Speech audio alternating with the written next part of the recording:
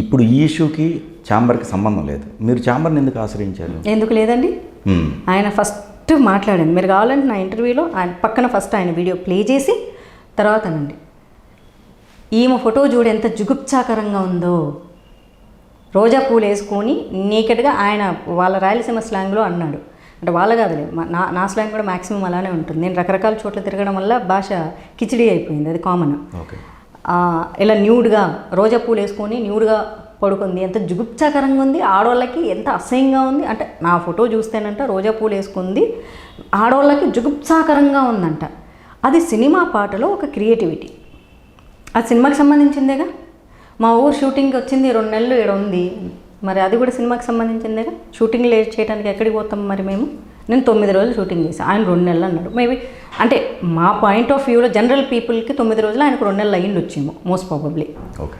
అని ఇంకొకటి, ఈ సినిమా వాళ్ళు ఇంతే, ఈ సినిమాల్లో నటించుకుంటారు, మరి అది సినిమా అమ్మాయేగా, మొత్తం సినిమా మీదే కదా ఫస్ట్ అన్నాడు. సినిమా అనేదంటే ఈ సినిమా వాళ్ళందరూ ఇదే చేసుకొని బతుకుతారు అనే ఒక ఉద్దేశంతో ఆయన మాట్లాడారు. సో ప్రతిసారి సినిమా వాళ్ళు సినిమా వాళ్ళు సినిమా వాళ్ళు సినిమా వాళ్ళు, సినిమా అమ్మాయిని అయిన కారణంగానే కదా ప్రతిసారి ఇలా అన్నాడు. ఈయన అన్నాడు, ఇంతకుముందు వేరే వాళ్ళు అన్నారు, సమాజంలో జనాలు అంటున్నారు, ట్రోల్ చేసేటోళ్ళు అంటున్నారు. అంటే సినిమా వాళ్ళకి ఇంకా సినిమాలు వదిలేసేస్తే ఇంకా నెక్స్ట్ మనం జాబ్ చేసుకోవడానికి పనికిరాము, వాళ్ళ ఉద్దేశం అంతే జనాలకి.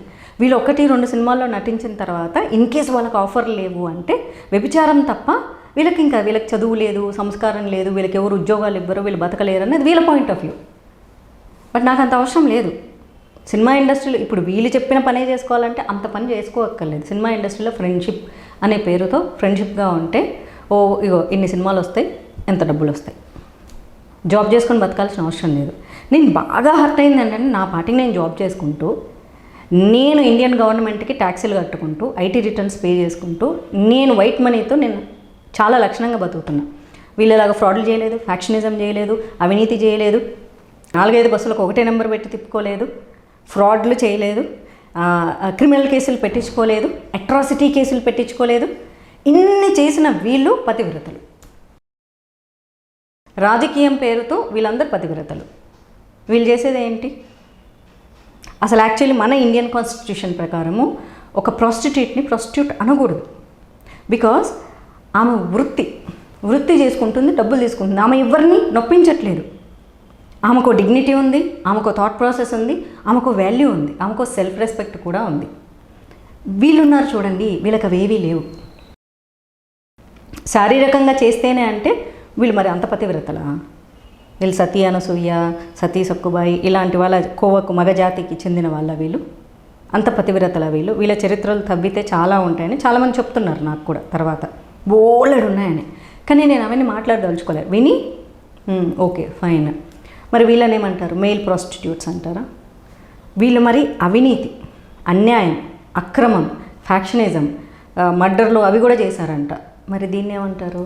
మీకు సపోర్ట్ ఎవరు వచ్చారు? ఇప్పుడు మాకు సంబంధించి చూసుకుంటే శివబాలాజీ గారు వచ్చినట్టున్నారు. అంటే ఇప్పుడు మా అసోసియేషన్ వైస్ ప్రెసిడెంట్ మాదల్ రవి గారు వచ్చారు, జనరల్ సెక్రటరీ శివబాలాజీ గారు వచ్చారు, ఈసీఈ మెంబర్స్ వచ్చారు, అండ్ మనకు చైర్మన్ వచ్చేసేసి మంచు విష్ణు గారు. సో మంచు విష్ణు గారికి డే 1 నేను కాల్ చేసినప్పుడే వీళ్ళు కాల్ చేసి చెప్పారు. ఇమ్మీడియట్గా వితిన్ ఫ్యూ మినిట్స్లోనే కాల్ బ్యాక్ చేశారు. విష్ణుతో మాట్లాడాము, he said okay let's talk అన్నారు అని. అంతే, జస్ట్ మినిట్స్లో. ఫార్చునేట్ థింగ్ ఏంటి అంటే, చాలామంది అనుకుంటారు మాధవీలత సినిమా ఇండస్ట్రీ వెళ్ళేసింది, ఎప్పుడు సినిమా ఇండస్ట్రీ మీద కామెంట్ చేస్తూ ఉంటుంది, సినిమా వాళ్ళని ఎప్పుడు తిడుతూ ఉంటుంది, ఈ పిల్లకి ఆఫర్లు ఇవ్వలేదని కడుపుమంట. బట్ సినిమా వాళ్ళందరికీ తెలుసు మాధవీలత మాటలు కఠినంగా ఉంటాయి తప్ప రైట్ పాయింట్లో మాట్లాడుతుంది, ఆన్ పాయింట్ మీద మాట్లాడుతుంది. సో ఎవరిని బ్లేమ్ చేయడం ఆ అమ్మాయి ఉద్దేశం కాదు. అలా బ్లేమ్ చేసుకుంటూ కూర్చోమంటే స్వీట్గా హాయ్ హలో క్యూటీ పై అనేసేస్తే ఆఫర్లు వచ్చేస్తాయి. వస్తాయంటే ఆల్రెడీ ఎగ్జిస్టింగ్లో ఉన్న వాళ్ళకి వస్తాయి, కొత్తగా వచ్చే వాళ్ళకి కొంచెం కష్టమవుతుంది. సో అవేవి చేయలేదు. But still she's talking something good అన్నది ఇండస్ట్రీ వాళ్ళకి తెలుసు. కాబట్టి నేను కాస్టింగ్ కౌచ్ గురించి మాట్లాడినప్పుడు ఎంతమంది డైరెక్టర్లు, ప్రొడ్యూసర్లు ఫోన్ చేసి నన్ను అప్రిషియేట్ చేశారు. దో అర్లియర్ వాళ్ళు నాతో రాంగ్గా మాట్లాడి ఉంటే కూడా నేను సాఫ్ట్గా డినై చేసిన వాళ్ళు కూడా బాగా మాట్లాడుతున్నావు అమ్మా, చాలా బాగా మాట్లాడుతున్నావు అని ఫోన్ చేసిన వాళ్ళు ఉన్నారు. ఎవరు నాతో తప్పుగా మాట్లాడిన వాళ్ళు కూడా. అంటే ఒకళ్ళు మనల్ని ఐ వాంట్ యూ అని అడిగితే అడిగే హక్కు వాళ్ళదనుకో, వాట్ మనీ కొట్టాల్సిన అవసరం లేదు. ఐఎమ్ నాట్ ఇంట్రెస్టెడ్ అండి, రైట్, అంతే.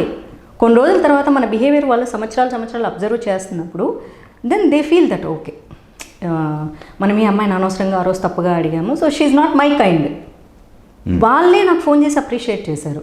So still they feel that she's our own girl. Industry అనేది నాకు ఆబ్వియస్లీ ఈరోజు మాధవీలత అనే పేరు పబ్లిక్కి తెలియడానికి కారణం సినిమానే అండి. ఆ రెస్పెక్ట్ నాకు ఎప్పుడూ ఉంటుంది. నాకు తిండి పెట్టింది అంటే నా మొదటి తిండి పెట్టింది టీవీ ఇండస్ట్రీ అయినప్పటికీ కూడా ఇప్పటికీ నేను still I'm getting some events, some digital ads అవన్నీ వస్తున్నాయి. ఈరోజు మీరు కూర్చోబెట్టి మాట్లాడగలుగుతున్నారంటే సినిమా ఇండస్ట్రీ ఇచ్చిన బ్రాండే నాకు. దాన్ని కాదని నేను తప్పుని ఖండిస్తాను తప్ప ఇండస్ట్రీని కాదు. చెట్టులో పురుగుల్ని ఖండిస్తాను, చెట్టుని చంపేయాలని నేను ఎప్పుడూ చెప్పను. సో అది వాళ్ళు నమ్మారు కాబట్టే ఈరోజు నాకు నేను ఖండించండి, ఎందుకంటే ఇలా ప్రతిసారి ప్రతి ఒక్కరు అంటూనే ఉన్నారు, ఖండించాల్సిన బాధ్యత మీకు ఉందంటే అది నచ్చింది వాళ్ళకి, సో ఖండించారు.